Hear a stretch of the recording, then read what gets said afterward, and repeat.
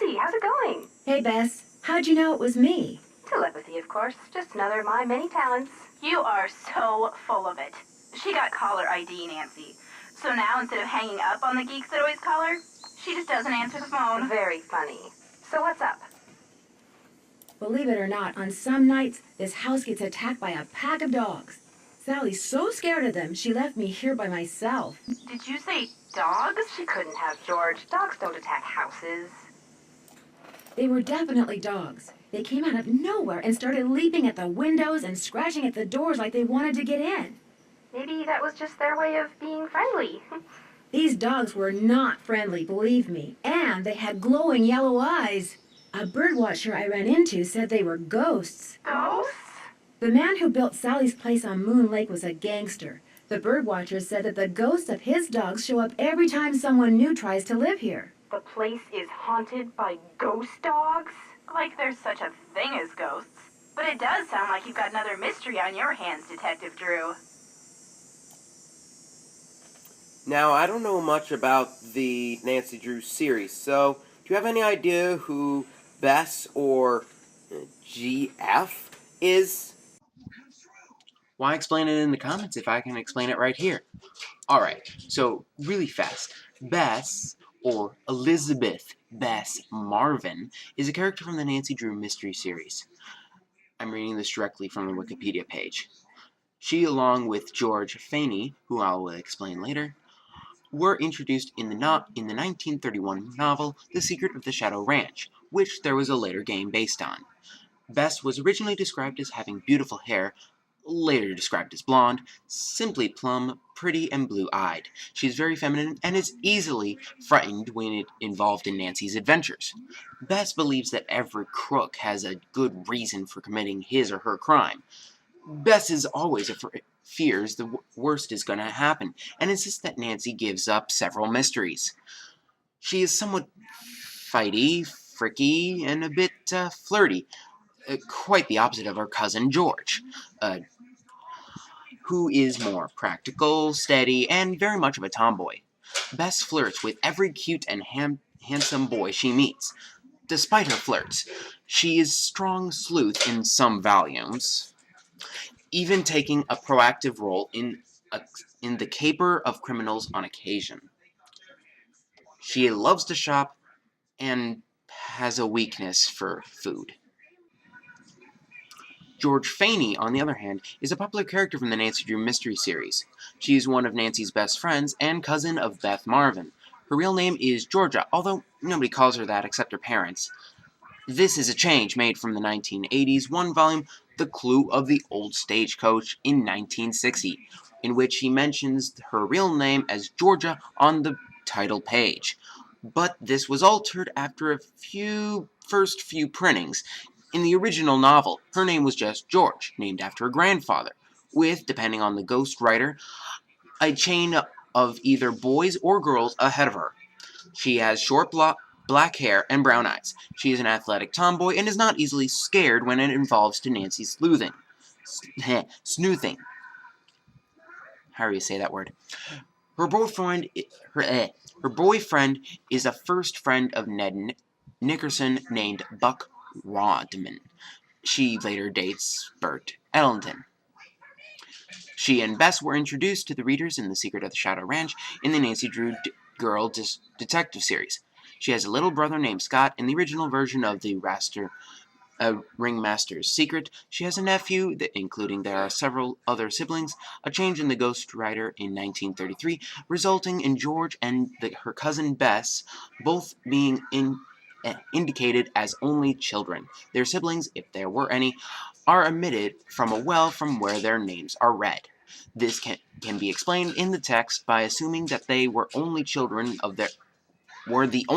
of their mothers, known to the benefactor personality with Nancy. To the benefactor personality. With Nancy, they encounter an elderly man who was a distant relation and showed friendliness and compassion towards him, and another unknown relative, a teenage girl, and as such may have received factor in the will not given to other relatives within their families and who might have been unknown personally to the benefactor, Mr. Asas Sidney. Roar? No, I don't watch Nancy Drew. Yeah. I mean, we watched the series for a little bit, but that briefly... Private cemetery. Let's do that. Yeah. There's a private cemetery in the woods out back. Malone and his dogs are supposedly buried there. Creepy. And there were paw prints in the cemetery. Fresh paw prints. Are you sure you're going to be all right there by yourself? We'd volunteer to drive out there and keep you company, but unfortunately my car's in the shop, and you know what a scaredy cat George is. That's okay. There's really no room, and believe me, living conditions here are pretty primitive. Scaredy cat, huh? You're gonna pay for that remark, dear cousin. And there goes the telephones. I could use a big hint right Rory, about check the now. phones. Who's calling? Alright. Who's the Lowe's for CH. What?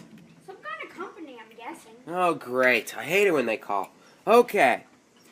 We're I gonna could keep use I going. could sure use a nice big hint right about now. The boat's all bailed out. You should be good to go. Just put your life jacket on, pull the start cord, and let her rip. No, that wouldn't work Bye-bye. because we're missing the spark plug. Bye, you guys. Good luck, Nancy. And stay in touch.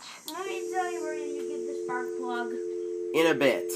1, 2, 1, 5, 5, 5, 5, 5, 3, 8, 9. Wait. I swear the phone number is generic on Hello? ring. Hey, Sally, it's Nancy. Nancy, did you see them? Did you see the dogs? Yes, I did, and I can understand why you left. They were pretty frightening. But if it's okay with you, I'd really like to stay and get to the bottom of whatever's going on. That's why you asked me here in the first place, right? Yes, but Nancy, are you sure? Positive. Consider Detective Drew officially on the case. I wish I were even half the trooper you are, Nancy. I have such high hopes for that house. All the beauty there, the wildlife, all the Then pictures why I was didn't going you to take. stay? It would break my heart to have to give it up. Then don't give it up. Oh, for goodness sakes. I need you to tell me everything you can about those dogs. They're black and they have yellow glowing eyes and they don't like me one bit. When's the first That's time you saw them? descriptive. Well, let's see. I heard them the very first night I was here. I heard them almost every night, howling in the distance. But I didn't actually see them until I'd been here about a week. After that, they started appearing pretty much every other night. Okay. Does anyone else get the vibe of Faker here? Well, When they since I appeared, already did they know always do the same thing? the Yes, answer come to think of this. They Don't always say a came running thing. Up to the house, barking and snarling. They'd lunge at the windows. Actually, I they'd don't. jump up on the door. Shush. They'd run around and bark some more. Then they'd run off. What are you getting at? These attacks seem to involve a lot of choreography, which reinforces my theory that you're not being randomly attacked by a pack of wild dogs, but by dogs who've been trained by someone determined to scare you out of your house at Moon Lake. Who would want to do that? My closest neighbor lives 2 miles away. My property is surrounded by the state park, but it's off-season, so hardly anybody is in the park. In fact, I bet I talked to a total of 3 people the whole 4 weeks I was at Moon Lake. Check the phones, Roar. Who's Which calling? 3 people? That sounds like Grandma. Mom, should I pick up? Mom? Oh, for goodness sake. I'll pick up. Sure. She asked for me, let me know. Hello? Okay. Yep. Bye. What was it? Again! Wrong mom! Wrong, Grandma, Mom? Mom. And what did Grandma say? She's home. Okay. Which 3 people? Which 3 people? Let's see, the park ranger, I forget his name, kind of a pain in the neck. Emily Griffin, she's the one who owns that store I told you about. And I ran into this bird watcher a couple of times. Had a funny name. Red Knot. I run into him too. Other than people I may have nodded hello to while getting gas or something, I swear those are the only people I've talked to at Moon Lake. Whoa. What about River Heights? Can you think of anyone there who'd want you to sell your house at Moon Lake and move back to River Heights? You mean like an angry ex-boyfriend or something? No, I sure can't. Since I'm going to be staying here a while, is there anything I should know about the place? Well, let's see. I've got the water turned off because it's well water and it needs to be tested before I can use it for anything. In fact, if you could get that testing done for me, I'd really appreciate it. Oh, and watch where you walk in the living room. There. Some of the floorboards are so rotten you could fall right through. You're right. And I keep hearing these faint squeaks and rustling type noises coming from below the floor. I hope you're not scared of mice. Your outboard motorboat is missing a spark plug. Is there one around here by any chance? I wouldn't know a spark plug if I swallowed one whole. But you need that boat, Nancy. Right now, it's your lifeline. You can't use your car, and believe me, you can't walk anywhere because all the paths around the house end in this thick, horrible brush. You've got to get it fixed. Wait a minute. The bird watcher, he's got a boat. Maybe you could borrow his spark plug or something. Go down the path that's to the right as you look out toward the lake from the house, and you'll eventually see his observation platform. Try him at night. He never seems to be around during the day. I could really use some sandpaper. Do you have any stashed away somewhere? Sure don't. Try M's Emporium. That's on the west side of the lake.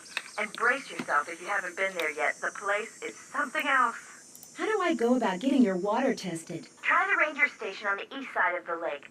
I've been told you can get some kind of kit there. I'm curious. Why did you characterize the park ranger as a pain in the neck? I left part of a ham sandwich on a picnic table once. Big mistake. Uh-oh. From the way he carried on, you'd think I just made the FBI's 10 most wanted list. I don't think he likes me. Emily says it's because I wrecked his dream of becoming super ranger or something when I bought the Malone house instead of the parks department. Me, I think he just basically has a problem relating to people unless they're asking questions or breaking the law. Where'd all that stuff in your tool shed come Interesting. from? It's just junk left behind by previous owners. Came with the house. I've been meaning to take inventory and start pitching stuff, but I didn't. If they ever make procrastination a crime, I'm done for. Yeah, that would be the rest of us. The wall hanging in the living room with a poem on it, and those dog carvings in that cabinet above the sofa. What can you tell me about them? Aren't they cool? They came with the place. Sold the clock. Apparently, Malone had them custom made when he built the house. In fact, they're all built into the house. They're still there because you can't move them. Has the clock ever worked? Not for me. Oh, but get this. One day, I was messing with the hands. You know, trying to get them to work. And all of a sudden, one of the 4 little doors flew open. And instead of a cuckoo, this dog popped out and barked 3 times. It's a doggy clock. That Malone, bad as he was, he sure loved those dogs. Are you aware that you're the proud owner of your very own cemetery? Yes. When the realtor told me there was a cemetery on the property, I went, ugh.